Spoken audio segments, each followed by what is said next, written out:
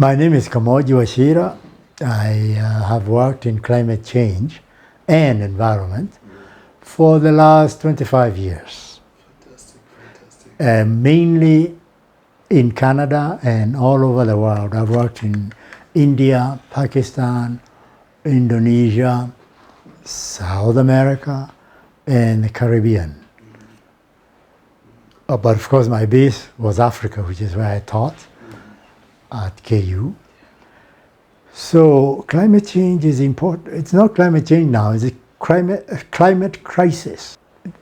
It is so severe now that even government or the UN, IPCC, does not quite know what to do. And the reason is climate change is both the physics of the atmosphere, at the change in the composition of the gases and the trapping of the heat, simply.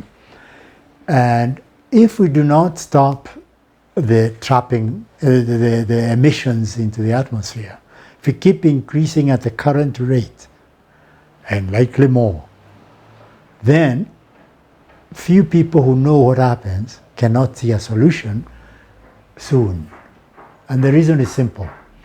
The pollution already in the air of carbon, methane, nitrous, so on, and soot, that pollution is enough for 300 years to keep the climate as bad as it now is. 300 years. So already that cannot be changed unless we are able to suck back out the carbon dioxide somehow. There are people who think it's possible. It's very expensive, maybe it's doable. Unless we can suck the stuff from the air, this is for 300 or 400 years into the future. So if we increase without any change to the rate of pollution, it means that 300-400 years will be worse than today, simply. So there is no decrease foreseen at the moment. There are some hopes, but none politically possible. The reason being we are committed like an addict to use petroleum and fossil fuels. If we do not get away from those two, fossil fuels particularly, we are on a track to destroy this planet. It sounds scary, but that's the basic truth. Okay. The big polluters are the US, Europe, China, and India. The lesser polluters are us, Africans, and many third world countries. Hardly any pollution. If those big polluters do not accept that they have to politically, economically change in order to reduce emissions, then I'm sorry to say we have a problem, and that's an emergency. It's like either a family or a community seeing a big fire and just ignoring it instead of trying to put it out. Or even putting petrol on it. See?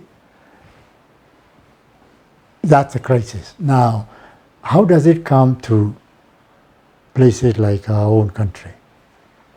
We can only now defend ourselves against the impacts.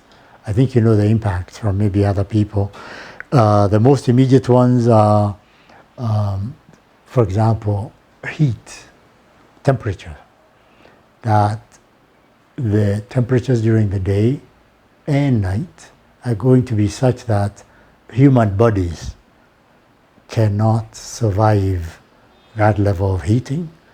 So increase in heat strokes, bodies will slowly be cooking, even with at 35 degrees centigrade, so that if the night temperature does not go down from the day temperature, then the body doesn't cool, so the whole night keeps warm, and the following day the same.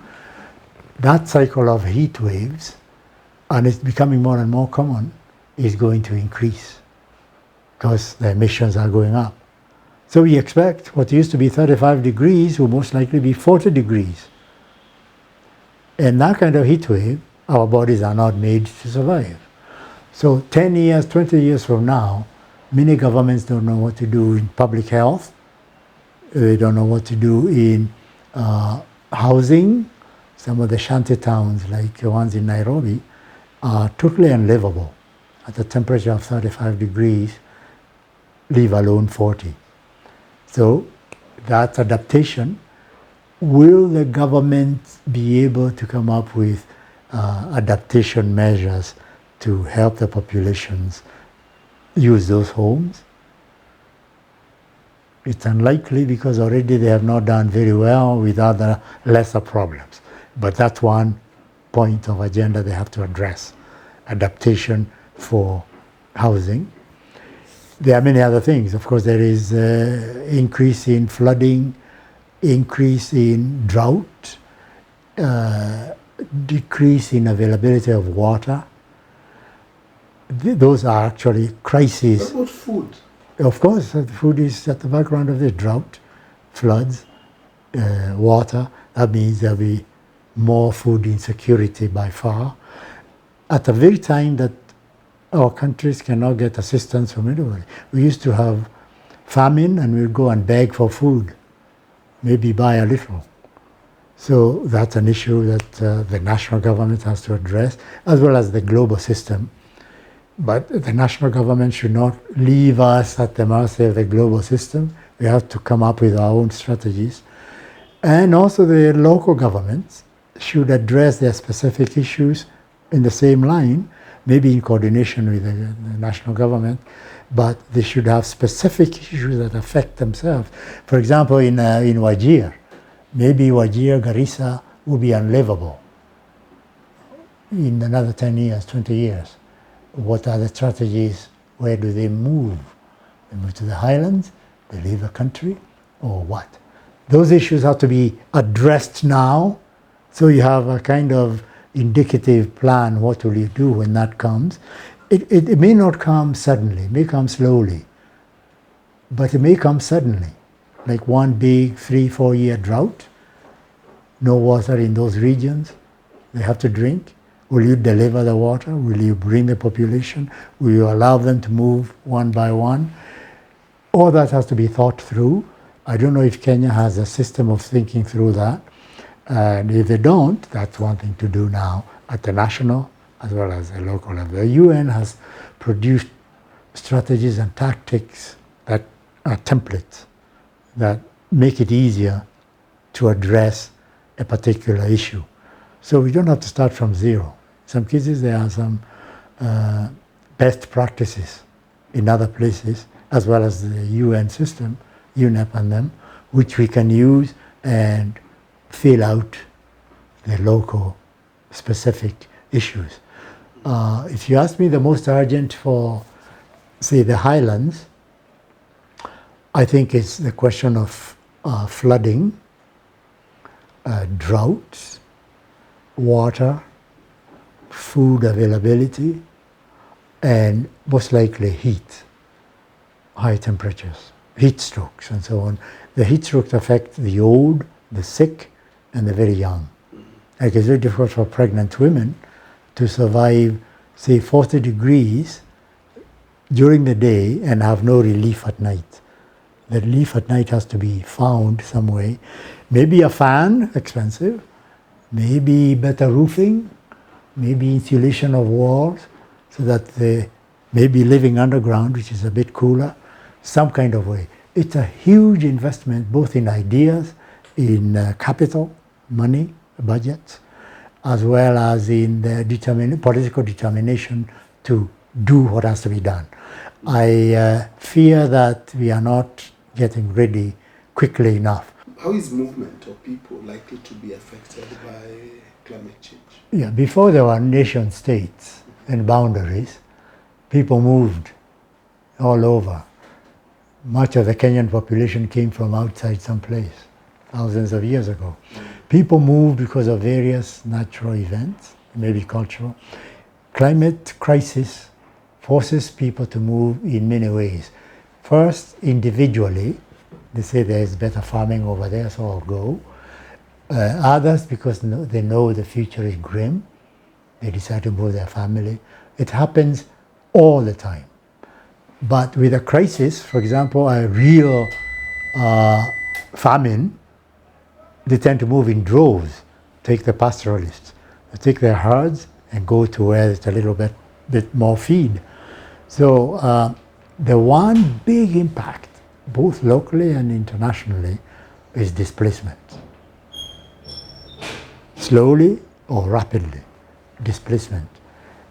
Usually internal displacement is the bigger factor. More people move internally to within the same country, but also international. Because of immigration problems and other issues, the current movement internationally are from the south to the north, from the east more to the west. And a bit of racism, not a bit, quite a bit of racist opposition to that has cropped up, which means that white European peoples have more rights to migrate to other places, including our own countries, than non-white, especially black people can migrate to their own places, which is against the natural tendency of people adjusting to crisis. Without boundaries used to be they could go anywhere. So there is now a huge movement in the West to stop migration, international migration. It's become political.